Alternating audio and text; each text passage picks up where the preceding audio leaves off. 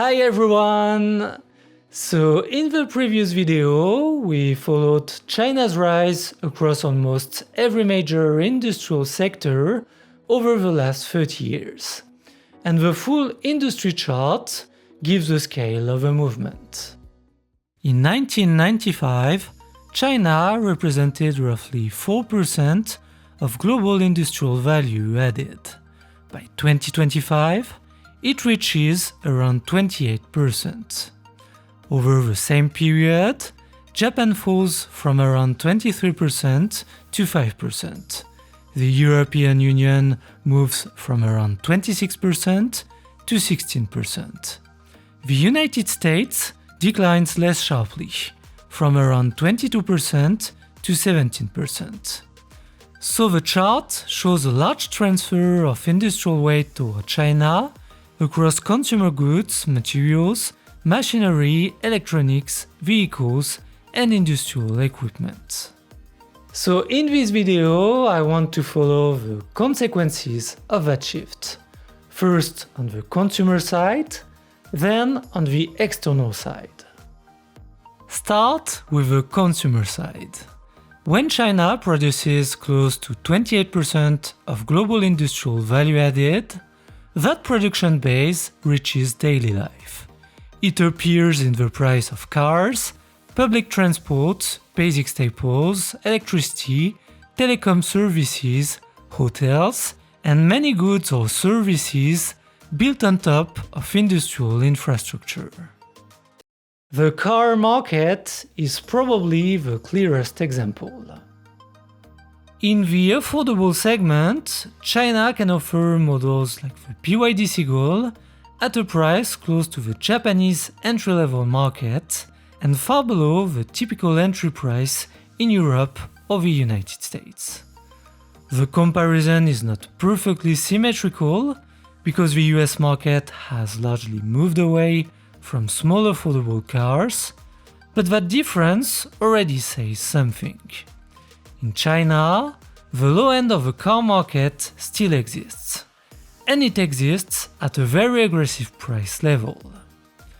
The comparison becomes even more interesting with electrified family SUVs.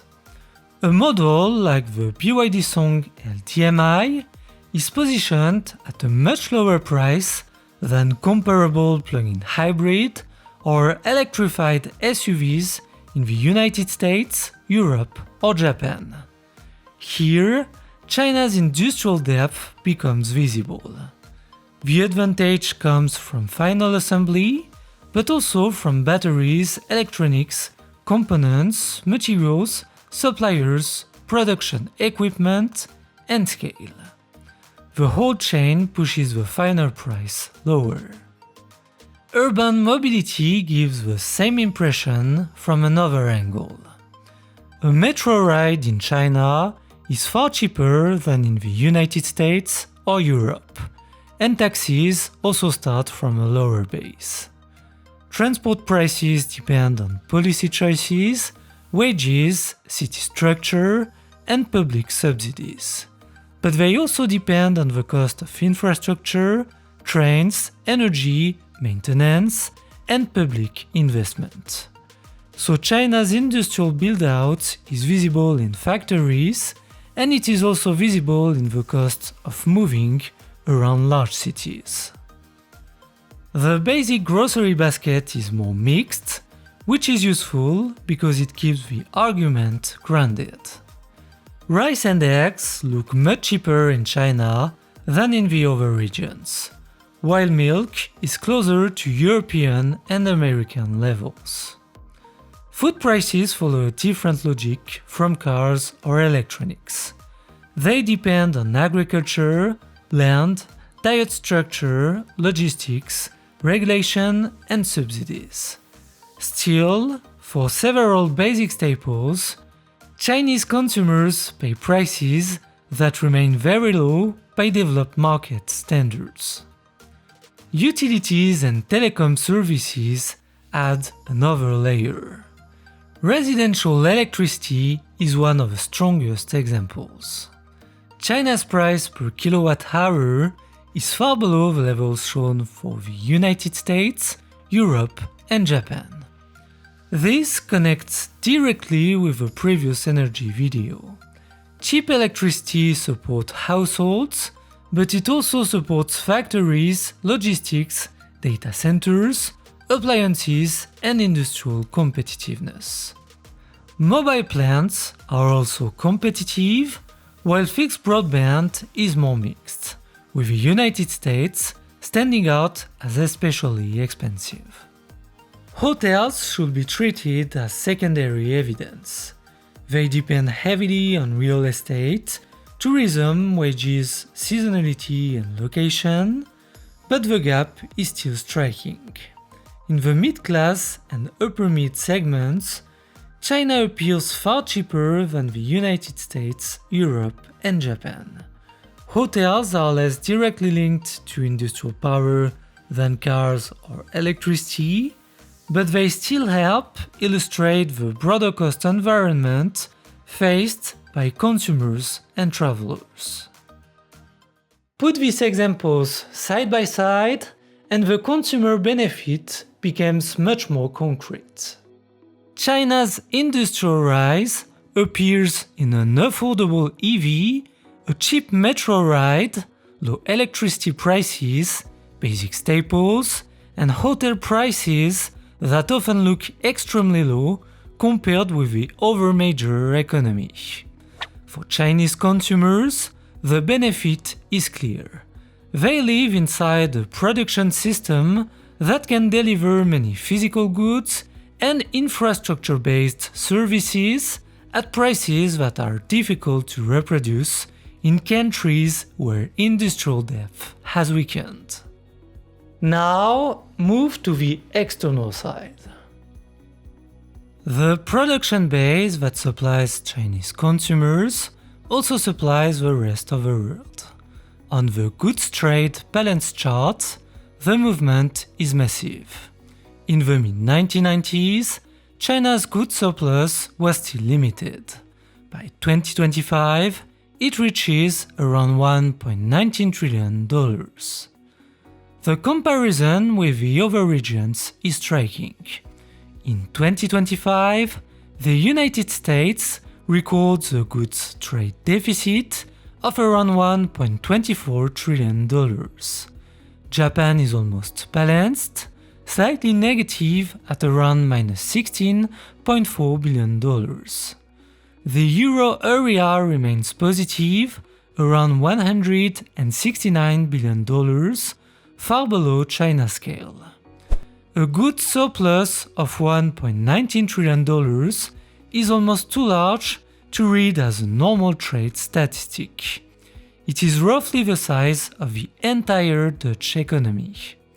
So China's net goods surplus alone has become a country-sized external balance. So the link with the industrial chart is direct.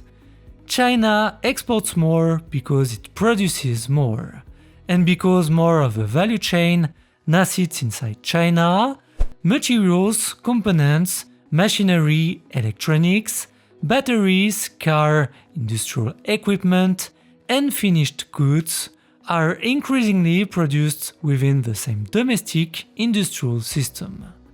More of the chain is internalized, so more of the value remains in China. That brings us to the exchange rate chart. In a free-floating currency system, a persistent trade surplus usually creates upward pressure on the currency. Foreign buyers purchase Chinese goods, exporters receive foreign currency, part of that money can be converted back into yuan. Over time, that flow supports the domestic currency. So a stronger yuan will make exports more expensive for foreign buyers and imports cheaper for Chinese consumers. But the exchange rate chart shows a much smaller adjustment than the industrial chart would suggest. In 1995, $1 bought around 8.37 yuan. In 2026, $1 buys around 6.84 yuan. So the yuan is stronger than in the mid-1990s, but the appreciation is modest compared with China's move from roughly 4% to 28% of global industrial value added, and compared with a good surplus close to $1.2 trillion. China's exchange rate is managed. The yuan doesn't move like a fully free-floating currency. The Chinese state has influence over the currency regime and over the pace of adjustment. As a result, the exchange rate didn't fully neutralize China's industrial advantage. That combination explains a large part of the pressure on the other regions. China gained industrial scale, exports expanded, the surplus grew, but the currency didn't appreciate enough to erase the price advantage. So the adjustment didn't really come through China's exchange rate, it had to appear somewhere else. Japan is one example. After 2021, the yen weakened sharply against the dollar. In 2021, $1 was around 110 yen. By 2025, it was close to 150 yen. And in 2026, the chart moves toward 159 yen per dollar. For Japan, this weaker currency became a form of protection. It made exports cheaper, supported corporate margins, and increased the yen value of foreign revenues. But it also showed the limit of that strategy. A weaker currency can help the companies that are still competitive, it can slow the pressure, it can buy time, but it cannot rebuild by itself what has already been lost over decades. The United States responded in a very different way. There, the answer has been more political. Tariffs, export restrictions, subsidies, reshoring policies, and industrial strategy. China's rise made industrial dependence look less like a normal trade issue and more like a strategic risk. So the US response has been to protect key areas, control sensitive technologies, and push investment back into domestic capacity. But even that doesn't mean a full industrial comeback, it is more a defensive turn.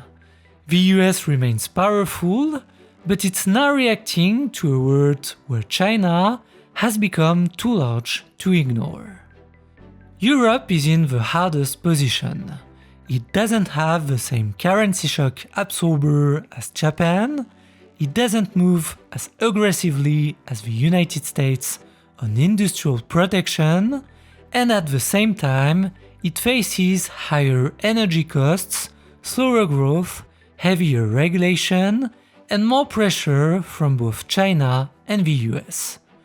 So Europe is squeezed between three forces: Chinese scale, American protectionism, and its own internal cost problem.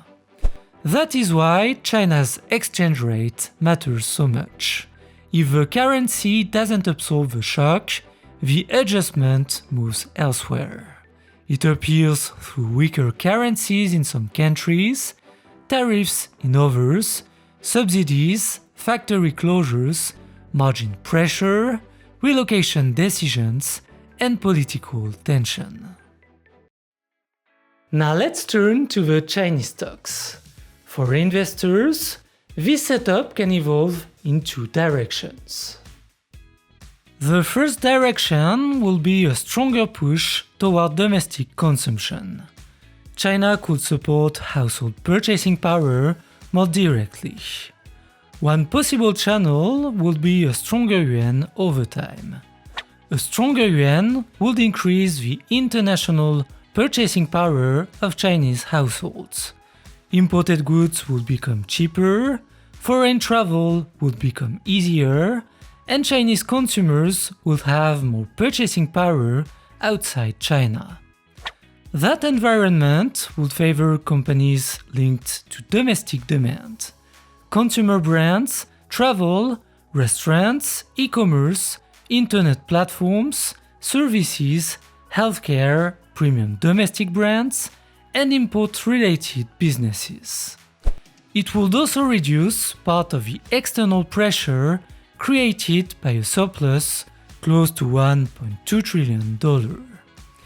Because the larger the surplus becomes, the more likely other countries are to answer with tariffs, restrictions, and industrial policy. The second direction will be the continuation of the current export advantage. In that case, the yuan doesn't appreciate strongly, the trade surplus remains very high, and China's industrial market share stays elevated or keep rising. Exporters, industrial companies, machinery producers, battery groups, solar companies, EV supply chains, logistic firms, and manufacturing platforms would be the direct beneficiaries. The export machine would still feed the domestic economy through wages, suppliers, investment, taxes, dividends, reinvestment, and capacity expansion. So the two paths create different winners. A stronger yuan would favor domestic demand companies, a stable or weaker yuan would favor exporters and industrial companies. But Chinese equities cannot be reduced to a macro chart. Many Western investors still hear communist country and imagine something close to the former Soviet Union. A rigid planned economy, weak competition, inefficient companies, and little market discipline. That image doesn't fit modern China. China has a strong state and a communist party running the country, but inside the economy, competition can be extremely intense. In some sectors, it is even more brutal than in Western markets. That creates a real tension for shareholders. A Chinese industry can grow very fast, while margins collapse. Companies can gain volume, scale, and market share without necessarily creating attractive returns. In that sense, China can keep winning industrially, while many individual stocks disappoint. But the same pressure also creates something valuable. A company that survives at the top of a major Chinese sector has usually been tested by price wars, fast product cycles, aggressive rivals, demanding consumers, and constant pressure on costs. It has grown in a market where weak products are punished quickly. This reminds me of something often said in France. Many French companies became strong internationally because they first had to survive in a difficult domestic environment. High taxes, heavy regulation, strict labor rules, and demanding standards. Once a company can operate successfully in that kind of environment, going abroad can feel easier. China has a similar logic, but on a much larger industrial scale. If a Chinese company becomes a leader in cars, batteries, solar, appliances, electronics, logistics, or e-commerce inside China, that already says something important. It means the company has been trained in one of the most competitive markets in the world. For shareholders, the short-term result can be painful. Margins can disappoint, returns on capital can be lower than expected, a lot of the value created by China's industrial system can go to consumers instead of investors. But over the long run, the companies that survive this environment can become extremely dangerous internationally. They have scale, low costs, fast execution, deep supplier networks, and the habit of competing under pressure. So I wouldn't treat China as a market where every stock is attractive, but in a diversified global portfolio, China still deserves a meaningful place. Thanks for watching this deep dive until the end. If you found it useful, feel free to like, subscribe, and share.